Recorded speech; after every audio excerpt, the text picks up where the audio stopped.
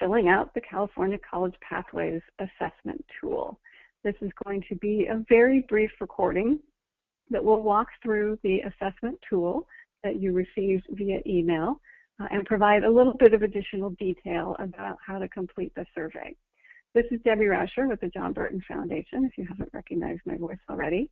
And I first want to say that we really, really appreciate you taking the time to listen to this web seminar and to complete the survey.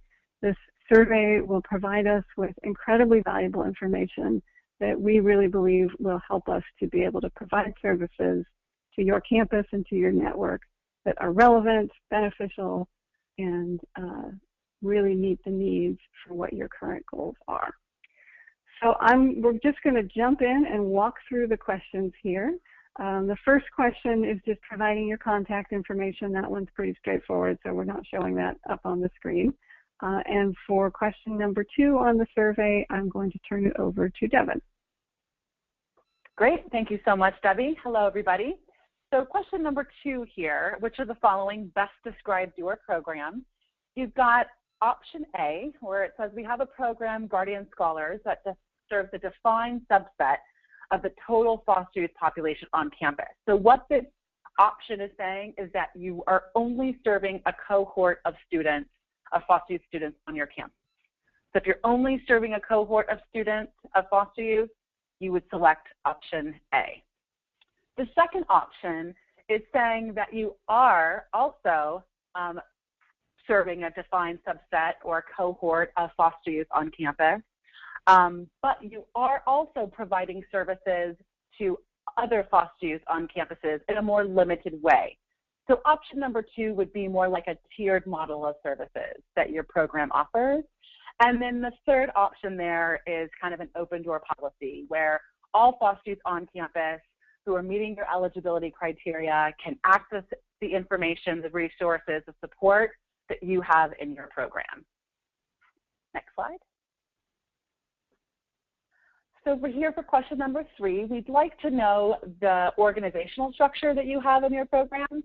So what we would like here is a list of the number of staff you have. Let us know their role. Are they a program director, a program manager? Do they conduct outreach specifically for your program, paid fire program, just for foster youth on and off campus? How many hours a week are they working? Are they full-time? Are they part-time? And if they're part-time, how many hours a week are they working? Also, if you have any interns that are working with you in your program specifically, you can list interns there. In addition to student tutors, if you have tutors in your program working for your students, paid from your program's resources, you can also add tutors there as well. Next slide. For question number 4, what we would like here is basically we're interested in this information so we can see if there are other opportunities to expand your resource base that you currently have to support your program. So you'll see we've listed a number of different resources that may be funding your program. And the first one where it says private foundation grants other than the network grant. So this means that you do not need to check this box if you're receiving a grant through the CA College Pathways project. So we want to know any other grant money that you're receiving above and beyond the current College Pathways network grant now. The Yes ILP grant, individual donors, the list goes on. And then towards the bottom, you're going to see something called equity plan funding.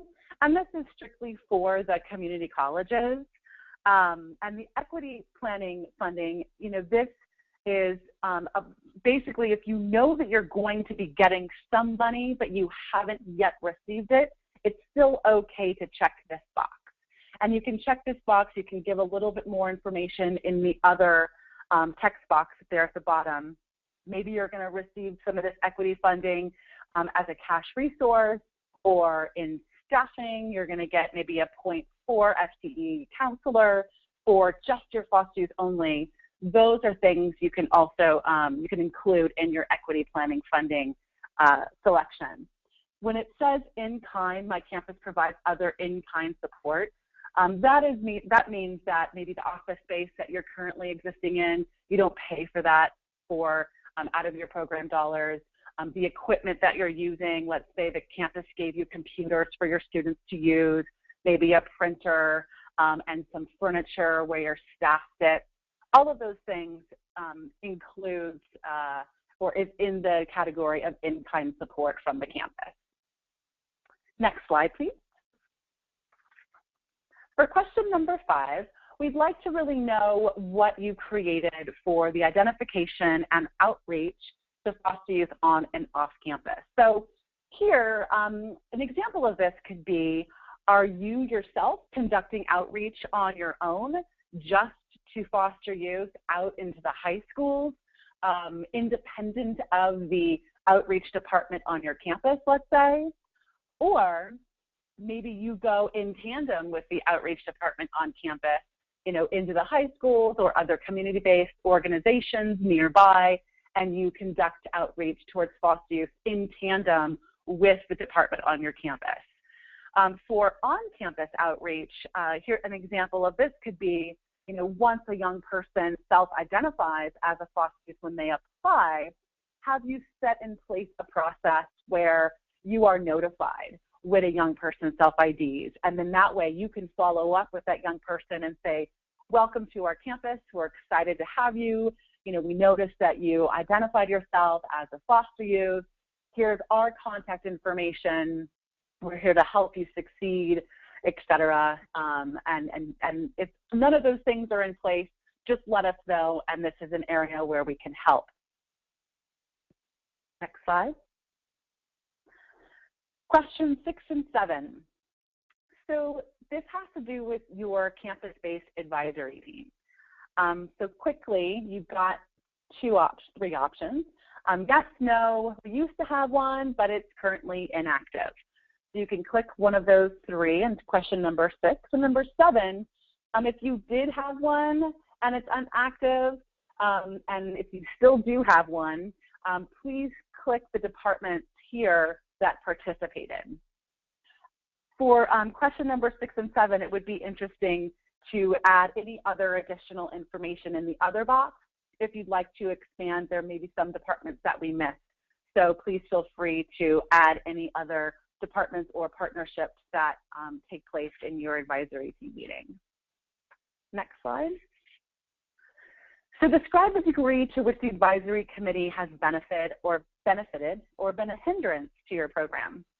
So this question, we really want you to be as frank as possible. And please remember that your responses won't be shared with your funders or with anybody else, just with us. So please feel free to be as honest as possible. When we're looking at this question, we really want to know, as a result of your meetings that you've been having, are there some tangible examples you can give us of how your program has really gained from its existence?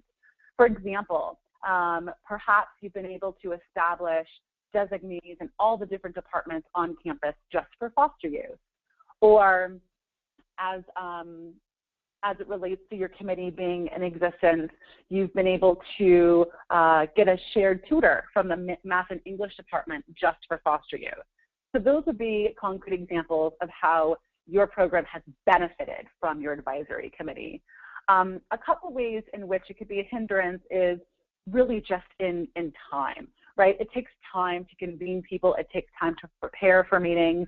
And so that's really what we want to know is if the hindrance is time and then it's taking away from the work that you're doing with foster youth could be a real benefit. If you'd like to kind of resuscitate these meetings, maybe you would be interested in creating a plan with your advisory team where the advisory team could really benefit your program and give us some examples of what that could look like, and that could be something that we can help you achieve. Next slide. I think I'm turning it over to Debbie. Thank you, Devin. That was great. So moving on to question number 9. Describe the linkages for foster youth that you have been able to create with existing resources and departments on campus.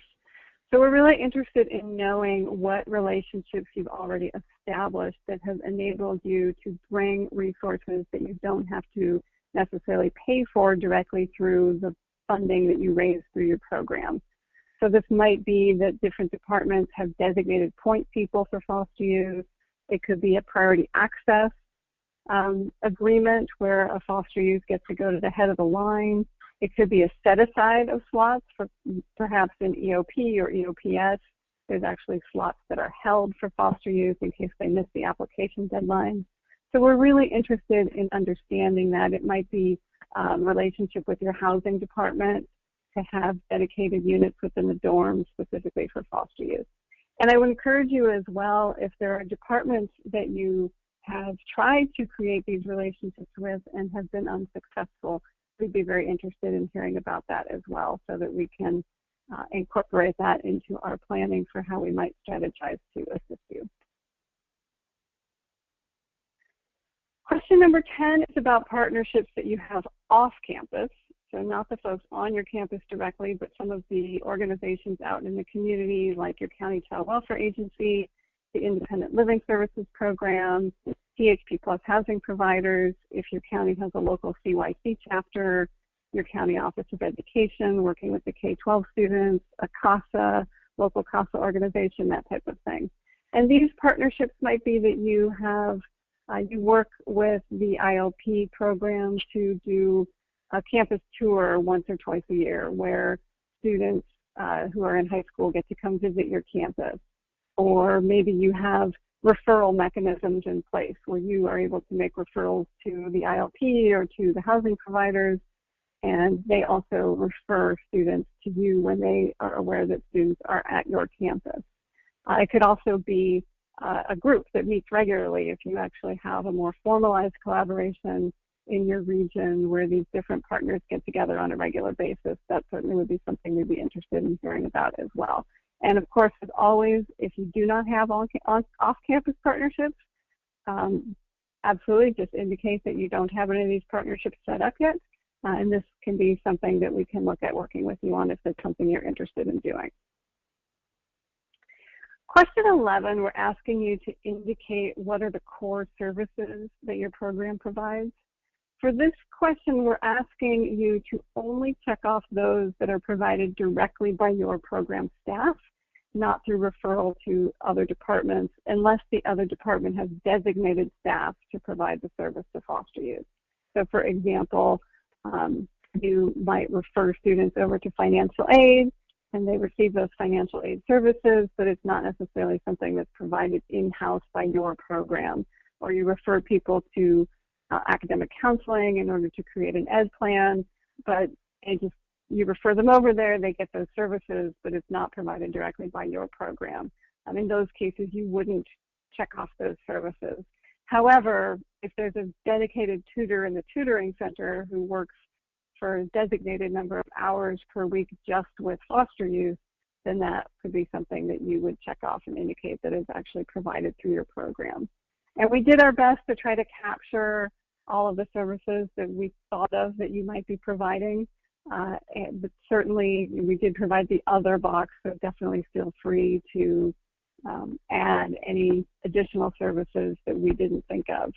And if any of the descriptions that we have here aren't clear, you're not sure what that means or if you provide that or not, you can either email us and we're happy to clarify, or you can, in the other section, provide a little bit of additional clarification for us. The next question is about how foster youth are involved in program design and delivery. So if you have an advisory committee and you have a student member, if you have foster youth who work in your office who provide feedback on what kinds of services and programming you will be doing, if you have a formal mechanism for soliciting input from students, like you do regular focus groups or surveys in order to get input from the students directly, we'd be interested in hearing that. Again, if you don't have any of these things in place yet, that's totally fine. Just indicate that you don't have these set up yet in your program. Question number 13 is about how your campus flags foster youth in your data system. And I'm going to talk a little bit about the community colleges and then the four-year universities because they're different.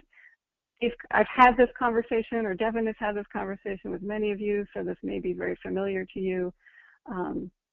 I believe that most campuses now do flag foster youth. All of the community colleges flag foster youth through the application.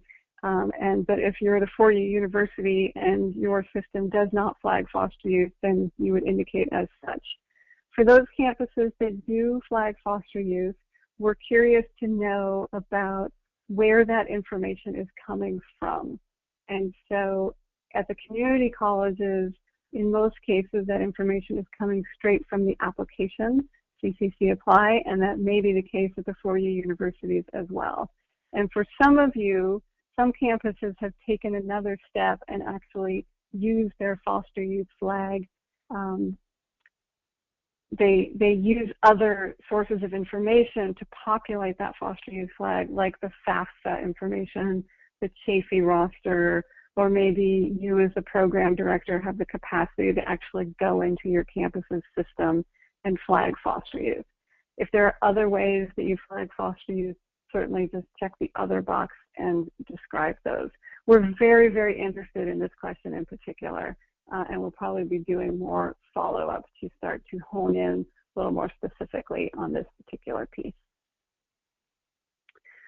The next question is describing the degree to which your program does or doesn't have support from high-level campus administrators.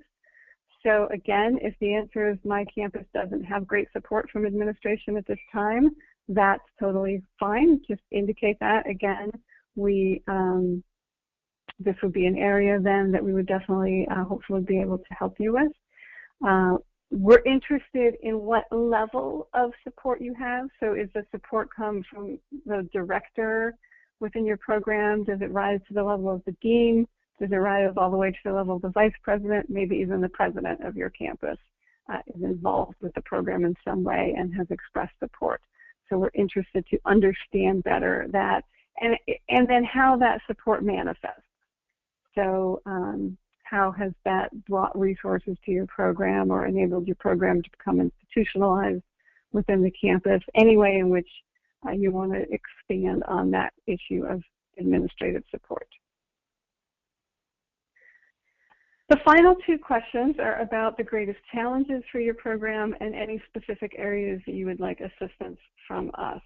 So these are fairly open-ended questions. We're just interested in understanding from you better exactly what are the obstacles that your program has faced and what you would like help with so that we can be of the greatest assistance to you. So challenges could be around inadequate staffing, having a hard time raising the funds to sustain your program, not having the level of administrative support that you would like, not being able to institutionalize your program in the way that you would like to within the larger campus environment.